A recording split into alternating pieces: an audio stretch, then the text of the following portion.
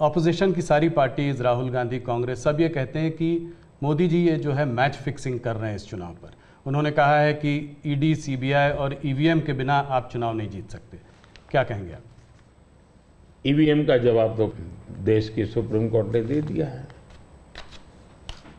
और 2014 में इनके पास ईडी थी, इनके पास सीबीआई थी, तो हार क्यों गए भाई? मेरे होम मिनिस्टर तक को जेल में डाल दिया था, तो हार क्यों गए वो? अगर ईडी सीबीआई से चुनाव जीते जाते तो ईडी सीबीआई का काम तो इतने सालों तक कांग्रेस ने किया है, वो जीत जाते हैं जी। और इतना बड़ा देश एक म्यूनसिपैलिटी का चुनाव फिक्स नहीं कर सकते भाई, जरा करके देखो। ये संभव होता है क्या फिक्सिंग? क्या क्या दुनिया को मूर्ख बना। लेकिन दुख इस बात का है कि ऐसी बातें करने वालों को आप मीडिया के लोग उनको पूछने के बजाय हमको पूछते हो।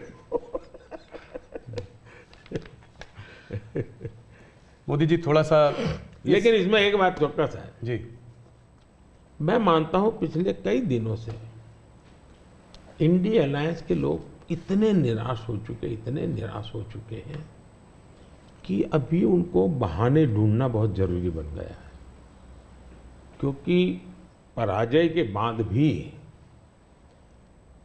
लोगों के सामने जाने के लिए उनको इसलिए मैं समझता हूं शायद वो अभी से ये सारे तर्क ढूंढ रहे हैं कि पराजय के तर्क क्या होंगे। शायद उसी की उनकी इंटरनल एक्सरसाइज है ये, कि आज उत्तर प्रदेश की और देश का हाल ऐसा है कि बड़े बड़े नेता लोकसभा के मैदान से भाग रहे हैं, राज्यसभा का रास्ता खोज रहे हैं, और हुआ वैसा ही है। बड़े लोग ने चुनाव लड़ने के लिए तैयार नहीं है जी, लेकिन हम एक जिम्मेवारी के साथ काम चल रहे हैं, सबको साथ लेकर के चल रहे हैं, और मुझे पक्का विश्वास है कि अब शायद कुछ बचेगा नहीं उनका, कुछ नहीं बचेगा। 2014 से बेहतर परफॉर्मेंस होगी, उनका कुछ बचेगा ही नहीं जी। एक सवाल और, आप इसका पार्ट जवाब दे चुके हैं इसलिए मैं उसको संक्षेप में पूछूंगा। ऑपोजिशन, कांग्रेस सब आपके पीछे कहता है कि सरकार जो है ईडी, सीबीआई, इंटेलिजेंस एजेंसीज का इस्तेमाल कर रही है। आपने कहा है कि ईडी इंडिपेंडेंट है। सिर्फ एक सवाल यह है कि ऐसा देखा गया है कि 25 नेता का एक एनालिसिस एक न्यूज़पेपर ने की थी कि 25 नेता जब अपोजिशन पार्टी से बीजेपी की तरफ आ गए तो उसमें से 23 लोगों के ऊपर से जो है इस तरह के केसेस को या तो ठंडे बस्ते में डाल दिया गया या ड्रॉप कर दिया गया। इस बारे में पहली बात है, एक भी केस ड्रॉप नहीं किया गया है। जो अदालत कहेगी वही होगा, हम कोई निर्णय नहीं, ये स्वतंत्र है। दूसरी बात है, पॉलिटिकल लीडरशिप के केस कितने हैं भाई? ओनली 3%।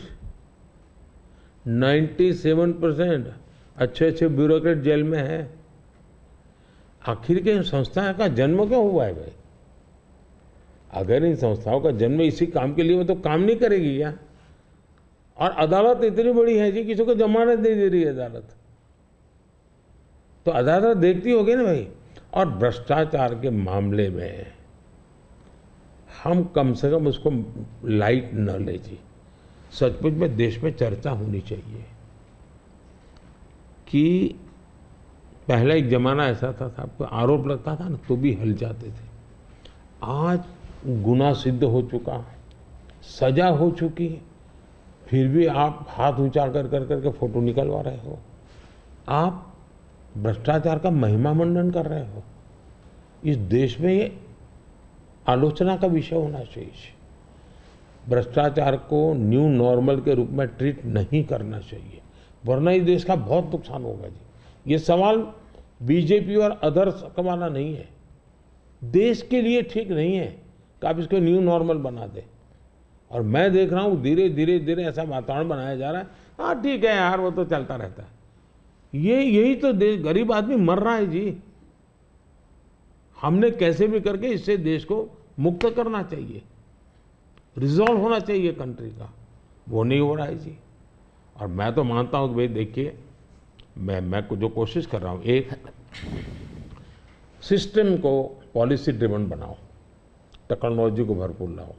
आज हमने, पहले एक प्रधानमंत्री कहते थे 1 रुपया जाता है 15 पैसे पहुँचता है जी। आज मैं कहता हूँ 1 रुपया जाता है पूरे 100 पैसे पहुँचते हैं। डायरेक्ट बेनिफिट ट्रांसफर क्यों? सिस्टम को सुधारो भाई। हमने जेम पोर्टल बनाया, करप्शन को कम करने की दिशा में हमारा बहुत बड़ा कदम है जी। दूसरा, समाज को भी जगाओ, समाज को भी आदत डालो कि भाई भ्रष्टाचार बुरा है, किसी भी स्तर पर भ्रष्टाचार से मुक्त रहना चाहिए। और देश में वो वातावरण बन रहा है, पॉलिटिकल लोगों को डर नहीं है।